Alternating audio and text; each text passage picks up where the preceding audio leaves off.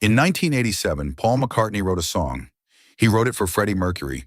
He wrote it as a duet, two voices, the two of them, the ex-Beatle and the Queen frontman, on the same record. He wrote it with Freddie Mercury's voice in his head, and then he recorded it alone.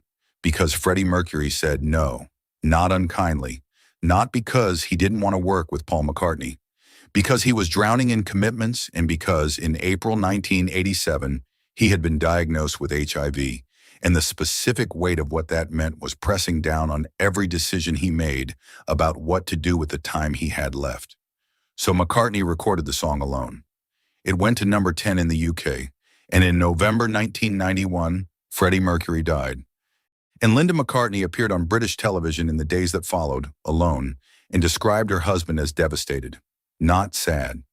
Devastated. The song was called Once Upon a Long Ago. McCartney has never fully explained what it was about. The music said something.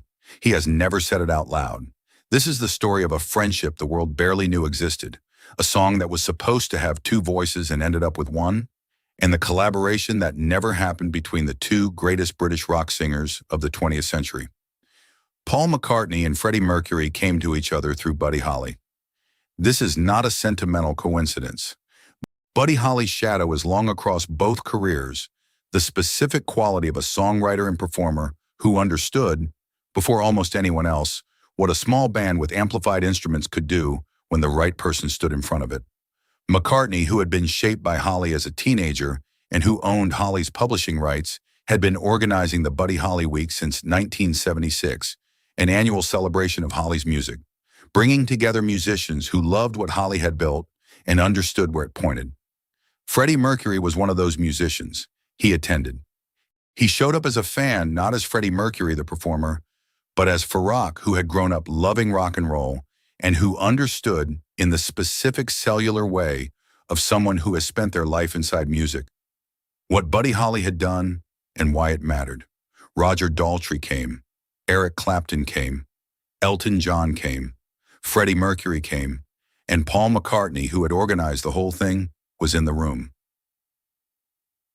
The friendship started there, quietly, without announcement. In the specific way of people who meet on the territory of a shared love and recognize each other across it. The friendship between Paul McCartney and Freddie Mercury was not a headline friendship. It did not generate press releases or photo opportunities. It was the specific kind of friendship that exists between two people who operate at an extraordinary level and who recognize that quality in each other without needing to perform the recognition for anyone else. McCartney, in his various comments about Freddie Mercury across the years, has been consistent in his description. A very strong voice, a very distinctive voice, the anchor of Queen. These are not the superlatives of a friend performing friendship for a journalist. They are the assessments of a professional musician describing what he actually hears.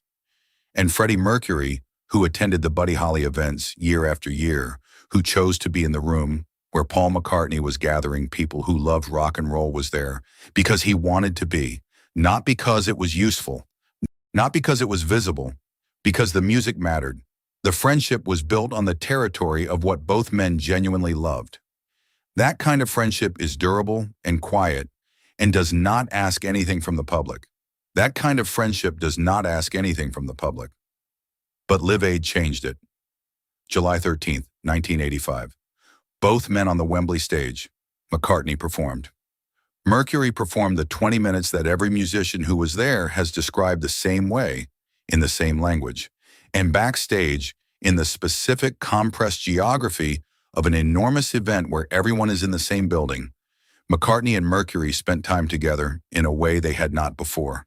The Buddy Holly Weeks had been annual, occasional, the territory of a shared love. Live Aid was different. Live Aid was the place where the casual acquaintance became something more specific, where two people who had been in each other's orbit looked at what the other one had just done on a stage and understood it completely. McCartney watched Mercury's 20 minutes. Mercury watched McCartney close Live Aid with Let It Be. The moment the microphone cut out and the crowd kept singing, the specific quality of something real happening between a performer and an audience. After Live Aid, Paul McCartney thought about a duet. Once Upon a Long Ago was written in 1987. McCartney had been approached to write songs for the film The Princess Bride. He submitted 2 songs. The director, Rob Reiner, rejected both as too sentimental. One of the rejected songs was Once Upon a Long Ago. McCartney liked it too much to abandon it. He recorded it instead for his compilation All the Best, and he had from the beginning imagined it as a duet. The voice he imagined singing it with him was Freddie Mercury's.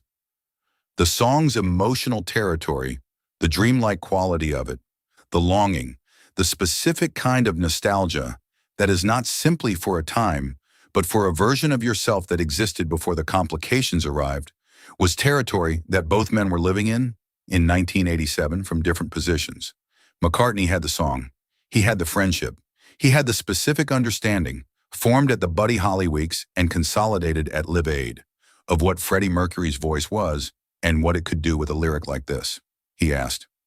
Freddie Mercury turned down the collaboration. The official reason: he was too busy.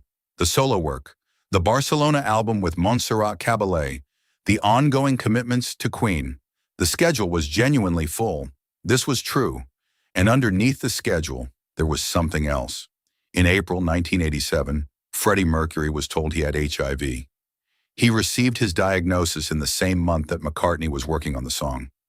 This is not a coincidence proven to have directly affected the decision, but it is a fact that sits alongside the decision in a way that is impossible to ignore. A person in the first weeks of an HIV diagnosis in 1987, when the diagnosis carried an immediate understanding of what the future looked like, was making different calculations about time than they had been making the week before. Freddie Mercury turned down Paul McCartney's invitation. He was too busy. He was also, in that moment, in the position of someone who had just been told something that changes what too busy means. Paul McCartney recorded Once Upon a Long Ago alone.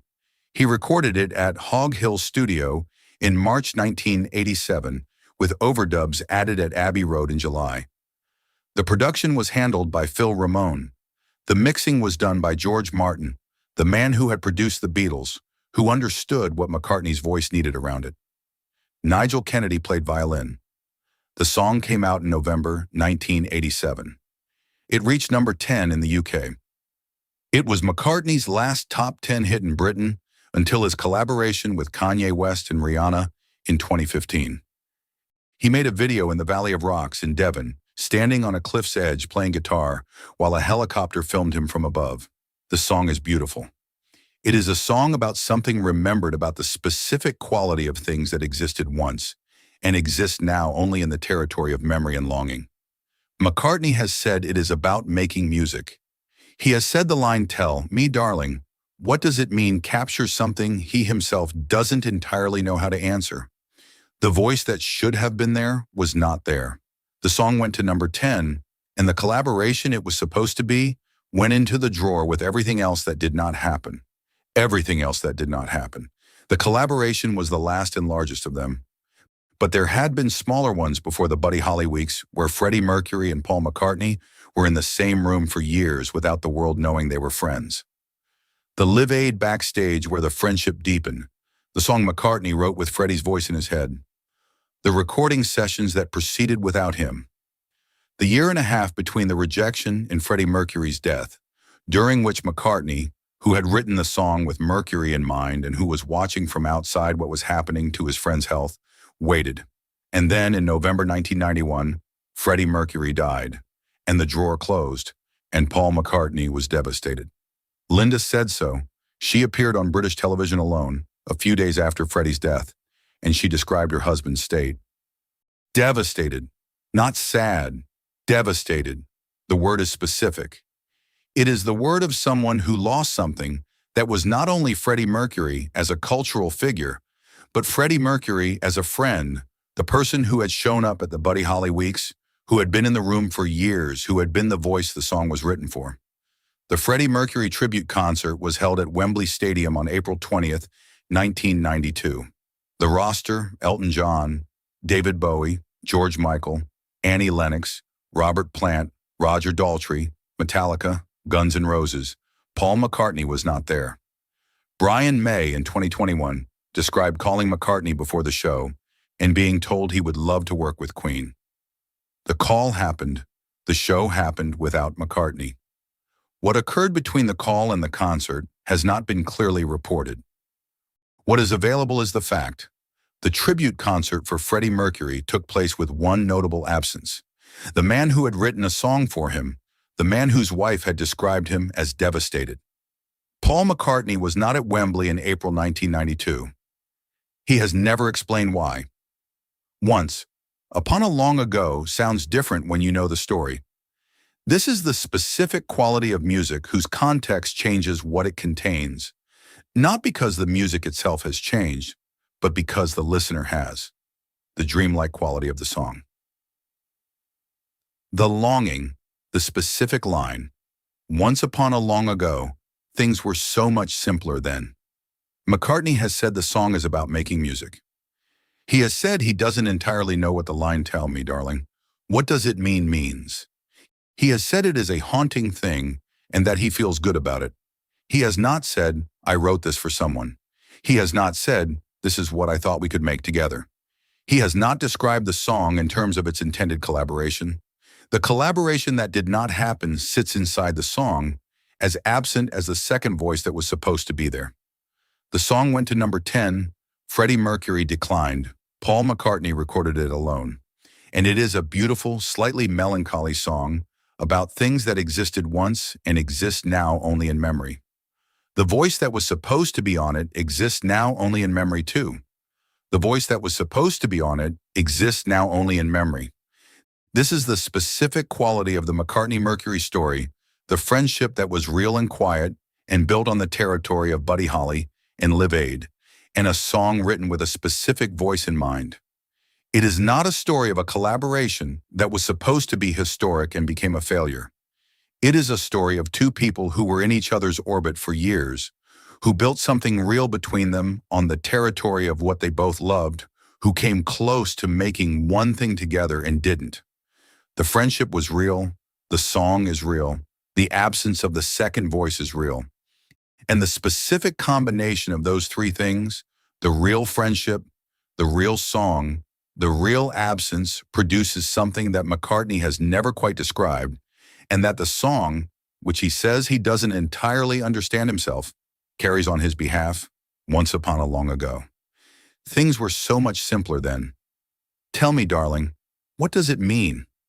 What Paul McCartney said about Freddie Mercury is documented in the Magic Years documentary in 1987.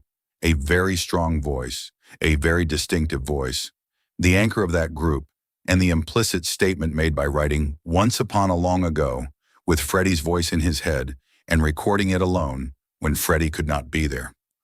What Freddie Mercury said about Paul McCartney is documented in the specific way his most important things were documented, not in interviews, but in actions. He showed up at the Buddy Holly Weeks.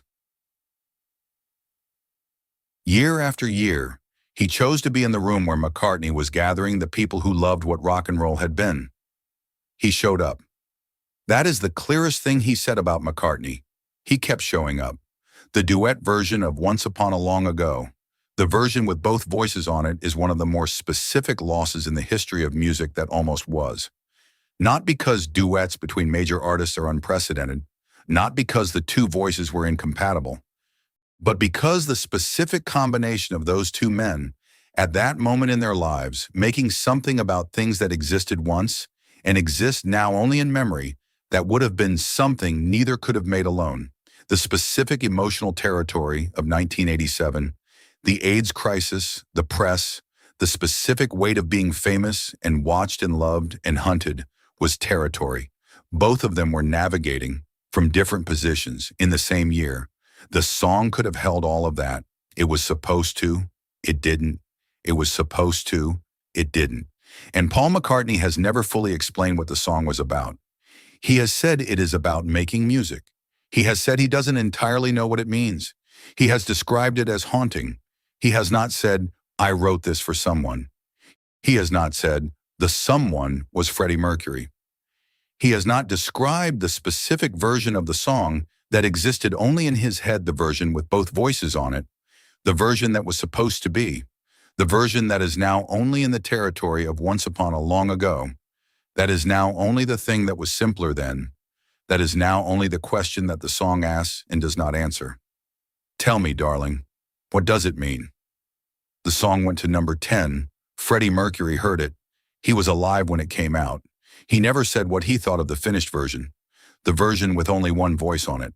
The collaboration that was supposed to be is now one of the quietly devastating might-have-beens in the history of British music.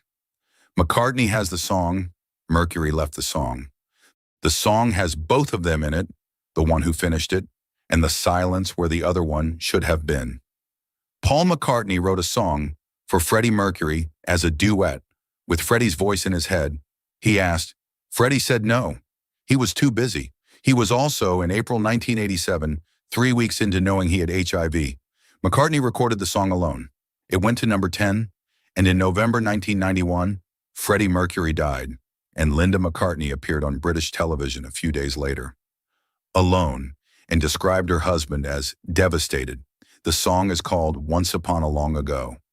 Once upon a long ago, things were so much simpler then. Tell me, darling, what does it mean? McCartney has never fully explained what it was about. He says he doesn't entirely know. Maybe he does know. Maybe the song knows. The friendship was real. The Buddy Holly weeks, the Live Aid backstage. The song written with a specific voice in mind, the voice that said no, the recording session that went ahead without it, the number 10, the devastation, the second voice that was supposed to be there and wasn't. Still not there. The song plays. McCartney's voice is on it. The silence where Freddie Mercury should have been is on it too. You can hear it if you listen.